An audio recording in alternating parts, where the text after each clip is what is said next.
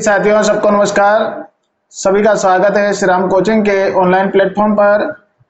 उम्मीद है आप घर पर स्वस्थ होंगे, पढ़ाई कर रहे होंगे। इसी क्रम में इतिहास का जो विषय है वो दिल्ली सल्तनत काल का, उस पर चर्चा कर रहे थे। इससे पूर्व जो गुलाम वंश चल रहा था, जिसमें कि संस्थापक और उसके दामाद इल्तुतमिश की चर्चा की गई, उसकी बेटी रजिया की बात भी हमने समझी थी। आज रजिया के उत्तराधिकारी और गुलाम वंश का अंतिम शासक और आगे आने वाला जो दिल्ली सल्तनत का अगला जो वंश है, खिलजी वंश, जो काफी खूंखार रहा है, उनके बारे में चर्चा करने जा रहे हैं। तो आइए साथियों, देखते हैं कि दिल्ली के जो गुलाम वंश के शासक थे उनमें किस किस पर हमने चर्चा कर ली थी। उसमें सबसे पहले जो कुतुबुद्दीन ऐबक था, उसकी चर्चा करी है।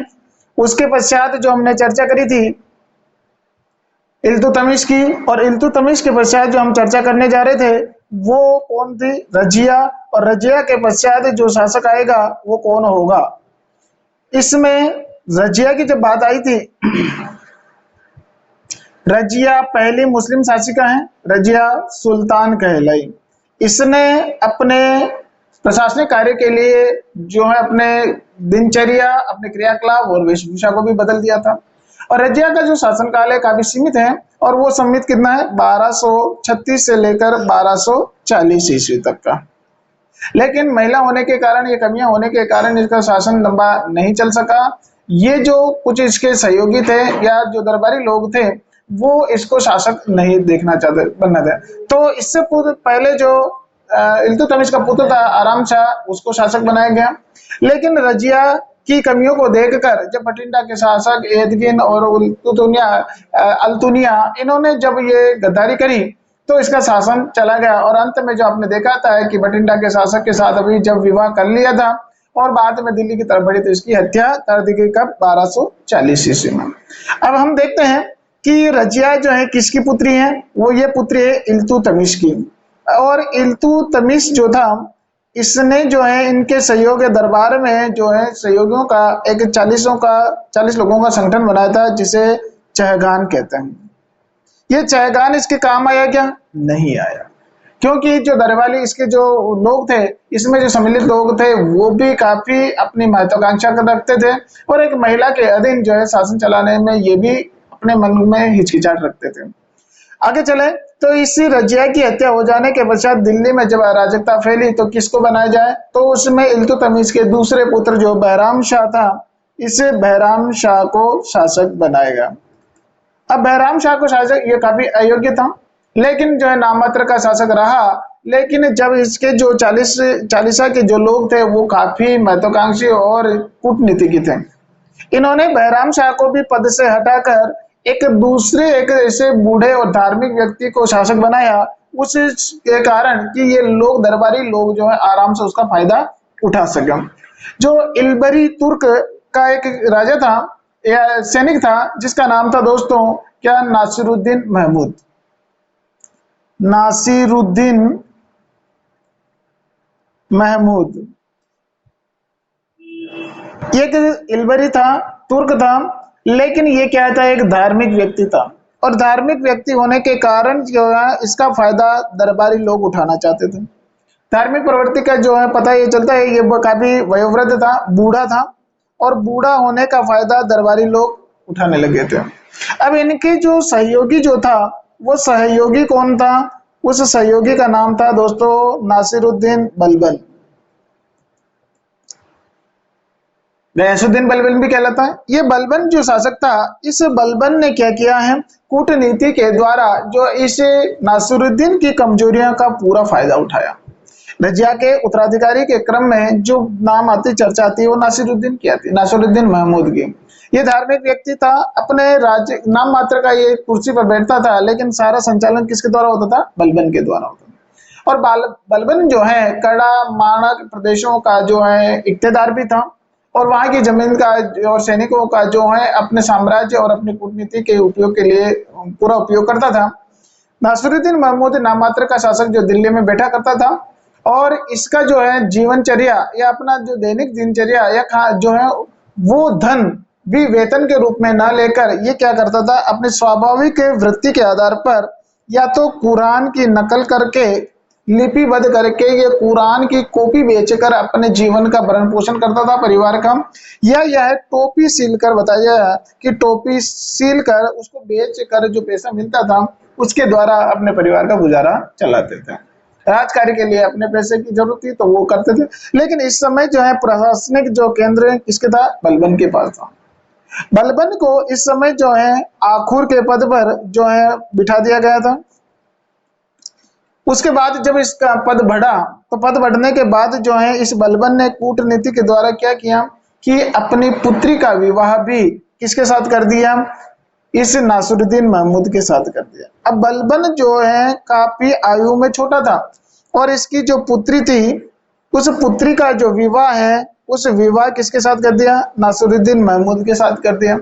इसका मतलब है कि अपना दामाद बना दिया और दामाद बनाने के बाद जो पूरी ताकत सत्ता जो है अपने हाथ में ले ली और पूरी सत्ता अपने हाथ में लेकर जो है उस समय अपने इच्छित अनुसार जो है शासकों को प्रशासकों को नियुक्त करने लगा और उनके इच्छा अनुसार अपने शासन चलाने लगा। लेकिन गद्दी पर कौन बैठा है, नासिरुद्दीन बैठता है। अब जो इसके बाद जो है मौका देखकर कौन, ये बलबन कब शासक बनता है, ये जो शासक बनता है दोस्तों कि इसका जब मृत्यु हो जाती है स्वाभाविक रूप से नासिरुद्दीन की, तब ये दिल्ली का शासक बनने की पूर्णतः कोशिश करता है। तो आइए दोस्तों देखिए नासिरुद्दीन महमूद के बाद जो गुलाम वंश का अंतिम शासक कौन आता है, बलबन है, उसके बारे में चर्चा करने जा रहा है। रजिया के बाद जो आगे चर्चा आती है वो कौन है, बलबन। अब ये जो बलबन है, इस बलबन का राजनीतिक जो समय है जो इसने संभाला था 1265 से लेकर 1287 ईस्वी तक। 1265 से लेकर 1287, इसका मतलब है कि इससे पहले जो उसकी रजिया की मृत्यु कब हुई थी, 1240 में, और 1240 से लेकर 65 तक जो 15 सालों का जो डिफरेंस है इसमें अराजकता उलटफेर का समय चलता रहा। अब 1265 में ये जब नासिरुद्दीन की स्वाभाविक मृत्यु हो जाती है तब उसके बाद जो है बलबन क्या बनता है, शासक बनता है। इससे पूर्व ये शासक बनता है 1265 ईस्वी में। अपना जो राज्याभिषेक करवाता है, ये राज्याभिषेक कहाँ करवाता है, ये राज्याभिषेक दिल्ली में एक लाल महल है, उन लाल महल में अपना राज्याभिषेक करवाता है बड़ी शान शौकत के साथ। राज्याभिषेक कराने के पश्चात इसने जो हमें केंद्र या दरबार में जो है कौन सा सिद्धांत लागू किया, राज्यत्व का सिद्धांत लागू किया। राज्यत्व का सिद्धांत क्या होता है वो आपको बताता हूं साथियों। ये राज्यत्व का सिद्धांत दिल्ली सल्तनत में सबसे पहले लागू करने वाला कौन है, बलबन, गयासुद्दीन बलबन कहलाता है। अब इस बलबन के द्वारा जो राज्यत्व के सिद्धांत में जो परिवर्तन किए गए थे वो देखिए दोस्तों। सबसे पहले तो ये था कि दरबार में किसी भी प्रकार की निम्न जाति या निम्न वर्ग का या कमजोर गरीब वर्ग के लोगों को हटा दिया। तो यहाँ पर कमजोर जिसे हम कह सकते हैं, कमजोर किस आधार पर, या तो जाति के आधार पर हो सकता है या धन के आधार पर हो सकता है, उन दोनों लोगों को दरबार से निकाल दिया। ये नहीं चाहता था कि मेरे दरबार में जो है कम वर्ग निम्न वर्ग के लोग रहे। दूसरा इसने जो किया था, जो 40 लोगों का जो संगठन था, संगठन का मतलब है कि जो जिसे आप चौगान कह रहे हैं या क्या नाम चालीसा जिसे कह रहे हैं, उस चालीसा के संगठन को साथियों इसने समाप्त कर दिया। क्यों, क्योंकि चालीसा का संगठन बनाने वाला कौन था, इल्तुतमिश था, अपने दरबार में सहयोगियों का विश्वास पात्र लोगों का था, लेकिन खुद उसका एक सदस्य रहा है और उसे पता है कि षड्यंत्र किस प्रकार से होता है और ये चालीसा के लोग जो है किस प्रकार से दरबार में षड्यंत्र करते हैं। इसी कारण उसने पद पर बैठते ही इस संगठन चालीसा के संगठन को उसने बिठा दिया। एक अगला कि अपने दरबार में किसी भी प्रकार की हंसी मजाक या किसी भी प्रकार का जो है हल्का माहौल होने के लिए प्रतिबंध लगा दिया कि हंसी मजाक आप बिल्कुल दरबार में कोई भी दरबारी नहीं कर सकेगा। दरबार में जो नियुक्ति है वो अपने विश्वासी लोगों की नियुक्ति की है। दरबार में जो नियुक्ति की है या जो उच्च वर्ग का व्यक्ति होगा या धनिक वर्ग का होगा उनकी नियुक्ति की। आगे जब दरबार में नियुक्ति की तो यहाँ पर सबसे महत्वपूर्ण बात आती है जो दरबार में इसके परिवर्तन आता है, क्या कि जो भी दरबारी व्यक्ति सुल्तान के बैठने के बाद आएगा, और सुल्तान के बैठने के बाद आएगा तो दो परंपराओं को वो कायम रखेगा। क्या? एक तो आएगा सिजदा और एक आएगा पैबोस। सिजदा और पैबोस ये परंपरा जो है किसने लागू की है? बलबन किया था। पहला सिजदा क्या होता है और पैबोस क्या होता है? सिजदा का मतलब होता है कि कोई भी व्यक्ति जो है, जो निम्न वर्ग का है, वो जमीन पर लेटकर जो शासक है सुल्तान के, उसके पैरों को चूम कर ही अपने स्थान पर बैठेगा। सिजदा करना होता है। पैबोस का मतलब ये होता है कि जो आयु में बड़ा है, धनिक वर्ग का व्यक्ति है, तो सुल्तान के सामने जाकर अपने को कमर से नीचे तक झुकाकर उसका अभिवादन करने के बाद ही वो स्थान पर बैठता है। इसका मतलब है वो पूर्णतः वो क्या राजा या सुल्तान के इशारों पर ही कार्य करेगा, उसकी अनुमति के बिना कोई कार्य नहीं कर सकता। ये सिजदा और पैबोस परंपरा किसने चालू की है दोस्तों? बलबन ने। ये राजत्व के सिद्धांत में लागू होता है। अगली बात आती है कि इसने जो है राजत्व के सिद्धांत के अंतर्गत और क्या किया है? एक आता है ईरानी त्योहार। ईरानी त्योहार कौन सा? नौरोज, जिसका नाम लिखा जाता है नौरोज। ये नौरोज ईरानी त्योहार 9 दिन तक चलाने का क्रम जो है बलबन ने शुरू किया, और इसका मतलब है कि जब ये उत्सव समाप्त होगा तब इसके अधीनस्थ राज्य के लोग दरबार में आकर उसे भेंट और उपहार देंगे, जिससे ये सिद्ध हो जाता है कि वो उसकी अधीनता स्वीकार करते हैं। तो इस प्रकार जो है ईरानी त्योहार लागू करने का काम भी किसने किया? बलबन ने किया। सिजदा और पैबोस भी किसने चालू किया है? ये भी बलबन। ये राजत्व सिद्धांत के अंतर्गत आता है।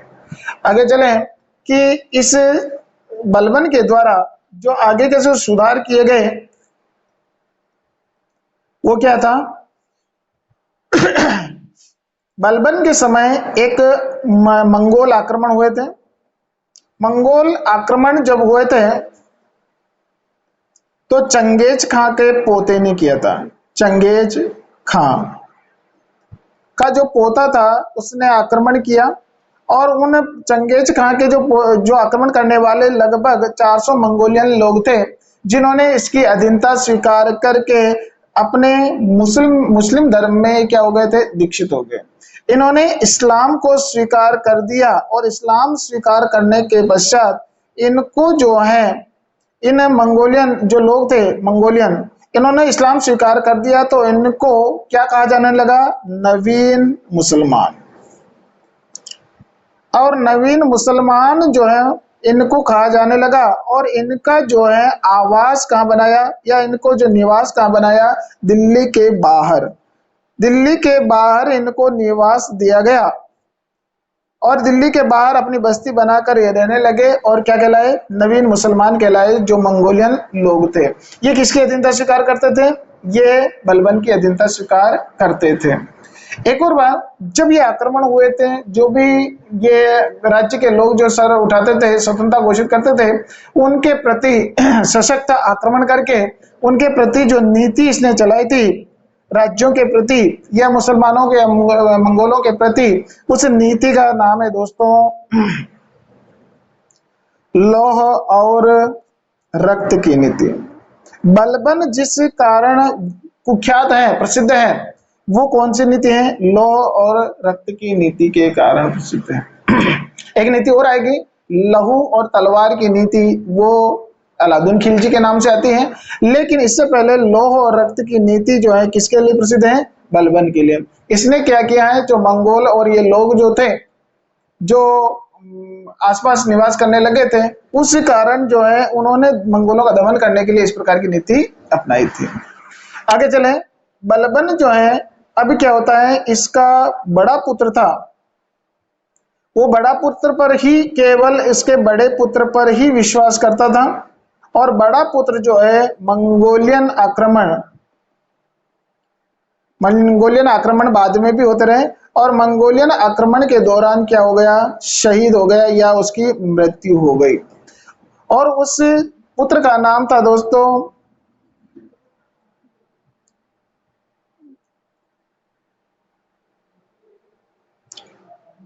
इसके पुत्र का नाम आता है, बड़े पुत्र का जो था उसका नाम था आजम खां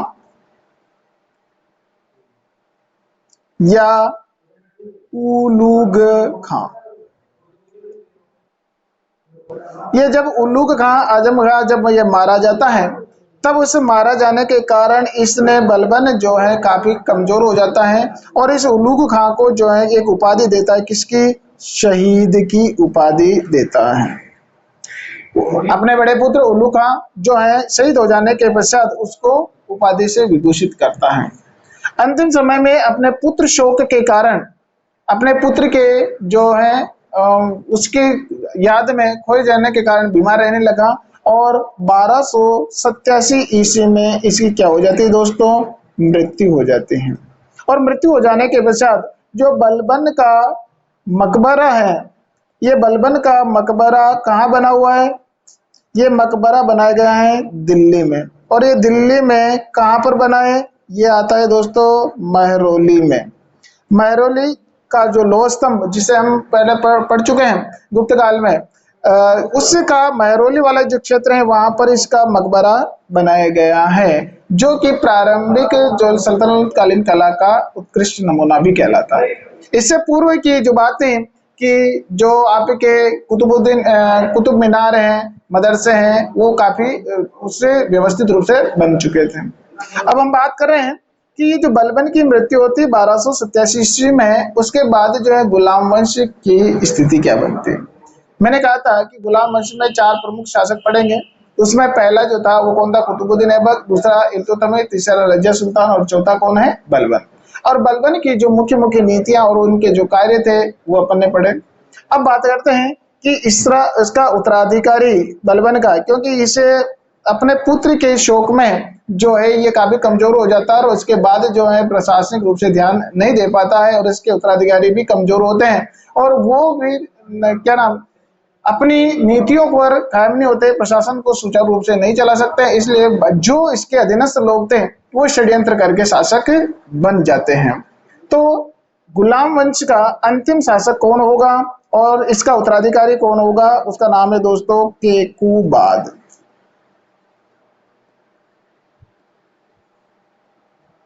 केकूबाद जो है इसका उत्तराधिकारी बना और अंतिम जो शासक जो गुलाम वंश का होता है उसका नाम है दोस्तों क्यूमर्स। क्यूमर्स शासक था गुलाम वंश का अंतिम शासक।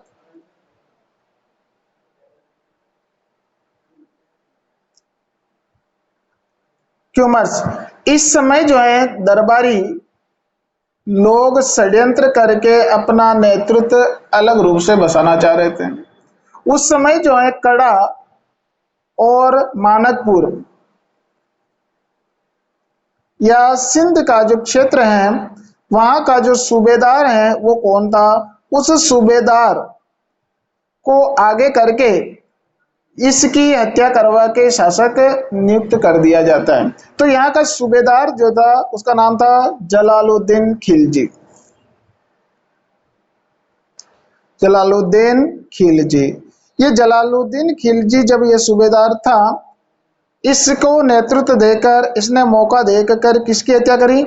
इसने जो है क्यूमर्स की हत्या करी और खुद क्या बन जाता है? शासक बन जाता है। अब शासक बनता है तो ये कब की बात है? 1290 ईस्वी की बात है।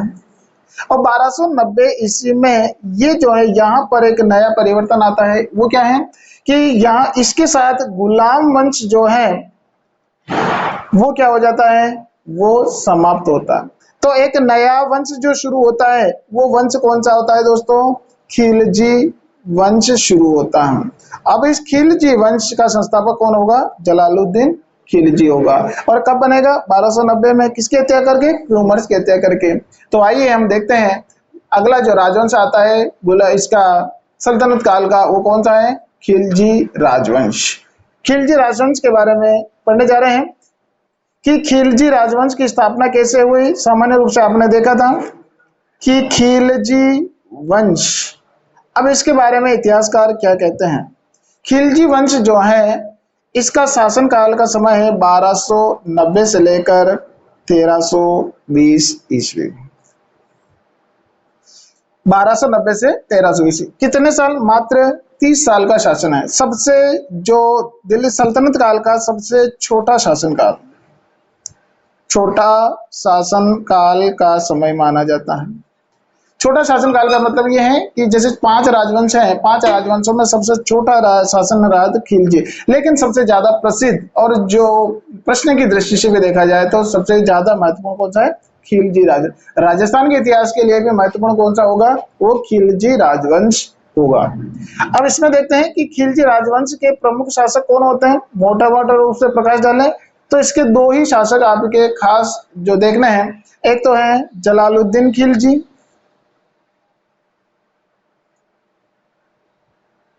और जलालुद्दीन खिलजी, दूसरा जो इसका भतीजा या इसका दामाद जो आएगा उसका नाम था अलाउद्दीन खिलजी।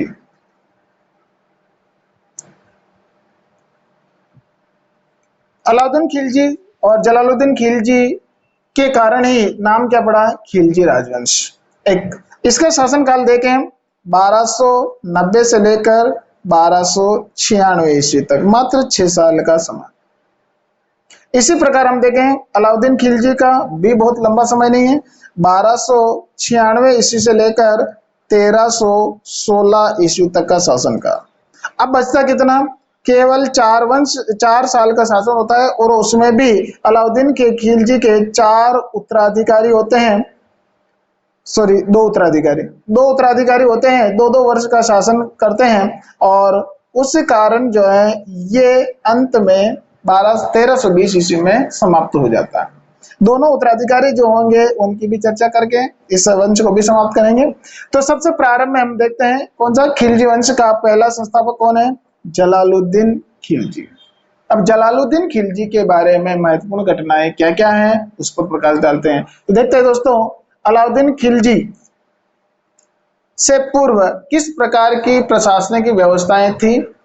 जलालुद्दीन खिलजी ने उसे अपने हिसाब से किस तरह समेटने का प्रयास किया था?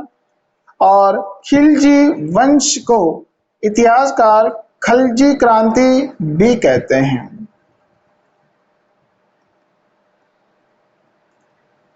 खलजी क्रांति क्यों कहते हैं? इससे पूर्व जो बात थी वो केवल ताकत के बल पर जो योग्य शासक होता था वो राजा बन जाता था, लेकिन खलजी क्रांति यहाँ पर जलालुद्दीन खिलजी हो चाहे अलाउद्दीन खिलजी, इन दोनों ने ताकत के बल पर या तलवार के बल पर शासन तो प्राप्त किया, लेकिन इसमें सुधारात्मक कार्य भी राजा के द्वारा कराए गए, प्रजाहित के कार्य भी देखने को मिलते हैं। इस कारण जो है यहाँ पर क्रांति शब्द का भी प्रयोग किया है, खलजी क्रांति कहते हैं। आगे इसका जो पहला शासक है उस शासक का नाम मैंने बताया था, कौन था? जलालुद्दीन खिलजी। अब जलालुद्दीन जो खिलजी है इसका शासन काल कब से कब तक? 1290 से लेकर 1296 ईस्वी तक। अब इसमें सबसे पहले जब ये राजा नहीं बना था, शासक नहीं बना था, इससे पहले ये क्या था? सूबेदार था। और सूबेदार होने के कारण कहाँ? कड़ा जो सिंध प्रदेश वाला जो क्षेत्र था वहां पर था, लेकिन ये उसे पता था कि दिल्ली में केंद्र में क्या घटनाएं हो रही थी। इसने जो अपना राज्याभिषेक जो है दिल्ली के बाहर करवाया। राज्याभिषेक जो है कहां पर करवाया? दिल्ली के बाहर, दिल्ली के बाहर करवाया। और दिल्ली में जो प्रवेश जो किया था वो दिल्ली में प्रवेश 1 वर्ष बाद किया, क्योंकि ये चाहता था कि दिल्ली में अनुकूल परिस्थितियां बन जाए तो उसके कारण इस केंद्र को मैं संगठित रख सकूं। आगे इसने जो है जब जैसे ही शासक बना कई उपाधियां भी धारण करी, और उपाधियां का मतलब है कि इतनी उपाधियां हैं कि वो सुल्तान में प्रमुख कहलाता था, सुल्तानों में प्रमुख कहलाने लगा। सुल्तानों का शाह कहलाता था, सुल्तानों का खां कहलाता था। इस प्रकार की उपाधियां इसने धारण करी। इसने जो है जलालुद्दीन खिलजी ने जो है जब ये सूबेदार था या इस प्रकार जब ये शासक बनाई था तब इन्होंने जो है बदायूं बरेली के क्षेत्र में हिंदुओं पर खूब अत्याचार किया। हिंदुओं पर अत्याचार करके ये क्या करता था कि जो मुसलमान लोग थे उनका विश्वास जीतने का प्रयास कर रहा था। ये हिंदुओं के लिए अत्याचारी था। हिंदुओं का अत्याचारी बनने का कारण जो है मुसलमान लोगों के प्रति ये वफादार या ईमानदार या योग्य, धार्मिक रूप से योग्य माना जाना है, जिससे कि इसके विरोधी न रहे। इस कारण कई हिंदुओं की हत्या करके इसने गाजी की उपाधि भी धारण की। गाजी मलिक की उपाधि धारण करने वाला भी ये पहला सुल्तान कहलाता है, जलालुद्दीन खिलजी। आगे इसने जो है कड़ा मानवपुर के क्षेत्र में जो देवी थी, या जो एक मूल रूप से जो सिंध के क्षेत्र के लोग जो हिंदू लोग थे, उन पर भी इसने अत्याचार करके कई मंदिरों को तोड़ने का प्रयास भी किया है। अब जब ये अपना शासन को काबिज कर चुका था, तब उसका सहयोग देने वाला कौन था? इसका भतीजा, जिसका नाम क्या था? अलाउद्दीन खिलजी। अब जब हम जलालुद्दीन की बात कर रहे हैं, तो जलालुद्दीन के दौरान इसका भतीजा भी साथ में था, और जलालुद्दीन का जो भतीजा है वो था अलाउद्दीन खिलजी।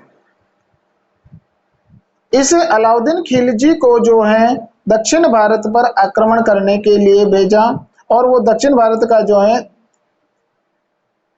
मध्य भारत में आता है या दक्षिणी क्षेत्र में आता है। दिल्ली से इसको आक्रमण करने के लिए यहाँ पर देवगिरी पर आक्रमण के लिए भेजा, और इस दौरान जो है जलालुद्दीन खिलजी इसने बंगाल का जो विद्रोह था, इस विद्रोह का दमन करने के लिए भी प्रयास किया, और विद्रोह का दमन भी हो गया था। लेकिन जब ये अलाउद्दीन खिलजी ये तो गया हुआ था देवगिरी में, और विजय करके काफी धन दौलत भी ले आया था। और इसी दौरान जो है इसने जलालुद्दीन खिलजी ने अपने राजस्थान का जो क्षेत्र है, कौन सा? जो रणथंभौर, जो काफी अगवा था, इस रणथंभौर ने अपनी स्वतंत्रता घोषित कर दी थी। तब यहाँ पर आक्रमण करने के लिए शम आया था। कौन? ये जलालुद्दीन खिलजी। यहाँ पर रणथंभौर आक्रमण के लिए कब प्रवेश किया? रणथंभौर का शासक जो था वो हमीर देव था, और हमीर देव पर आक्रमण जो इसने किया था, वो आक्रमण करने और उसका जो बदला लेने का जो प्रयास किया था, उसका समय है 1290 और 91। शासक बनते ही इसने देखा कि हिंदुओं को, जो हिंदू शासक थे, जो सिर उठा रहे हैं, स्वतंत्र हो रहे हैं, उनका मैं दमन कर दूं। तो उस दमन करने के दौरान यहाँ पर जो है रणथंभौर भी पहुंचा। यहाँ पर दुर्ग को जो है 1 वर्ष तक घेरे रखा, लेकिन कोई सफलता नहीं मिली।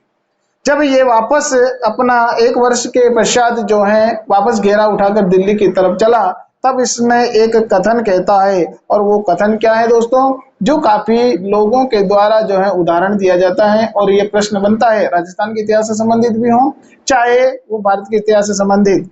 क्या? कि जब वो दुर्ग पर नहीं जीत पाता है या दुर्ग के अंदर नहीं घुस पाता है, तो वो कहता है ऐसे 10 किले, कौन से वाले? रणथंभौर वाले 10 किले। 10 किले, ऐसे 10 किले तो मैं मुसलमान की दाढ़ी के एक बाल के बराबर भी नहीं समझता हूं।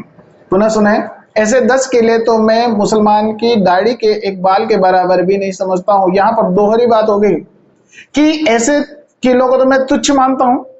दूसरा, मुसलमान की जो दाढ़ी है, इस्लाम धर्म का प्रतीक है, उससे मैं अच्छा मानता हूं उसकी अपेक्षा, इसलिए वो मुसलमानों का जो है विश्वास भी जीतना चाह रहा। और ऐसा कहते हुए अपनी सेना लेकर कहाँ लौट आया? पुनः दिल्ली लौट आया। और इधर से जो इसका भतीजा तो था, वो देवगिरी से जो है इस शासक को पराजित करके यहाँ से काफी अकुत्र मात्रा में क्या लेके आया था? धन और बहुत सारी मुद्राएं और सैनिक को बंदी बना के लाया था। लेकिन उसे पता चला कि परिस्थिति कुछ उल्टी है।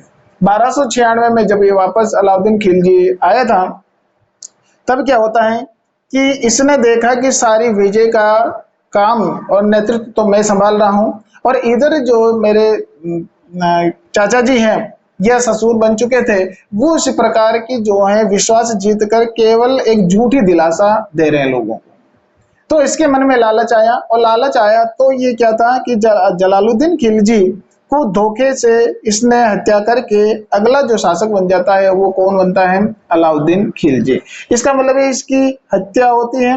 हत्या कब होती है? 1296 ईस्वी में। और कौन करता है, इसका भतीजा कह दो या दामाद कह दो, और इस भतीजे या दामाद के द्वारा, जो कौन थे, अलाउद्दीन खिलजी।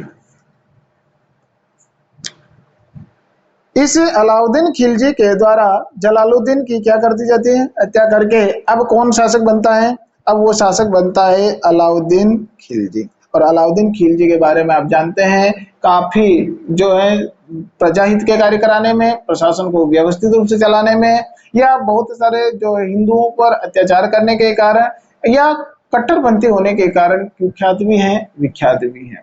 तो इसी प्रकार हमने आज जो है प्रमुख, एक तो गुलाम वंश के अंतिम बलबन और अंतिम शासक के बारे में पढ़ा, एक खिलजी वंश के प्रारंभिक शासक जो जलालुद्दीन खिलजी था उसके बारे में हमने अध्ययन किया। अगली क्लास में हम अध्ययन करने जाएंगे दोस्तों अलाउद्दीन खिलजी, क्योंकि अलाउद्दीन खिलजी एक महत्वपूर्ण शासक है, उसके बारे में बहुत सारे प्रश्न बनते हैं, उस पर चर्चा करेंगे साथियों अगली क्लास में। तब तक पढ़ते रहे, बढ़ते रहे। Thank you, welcome.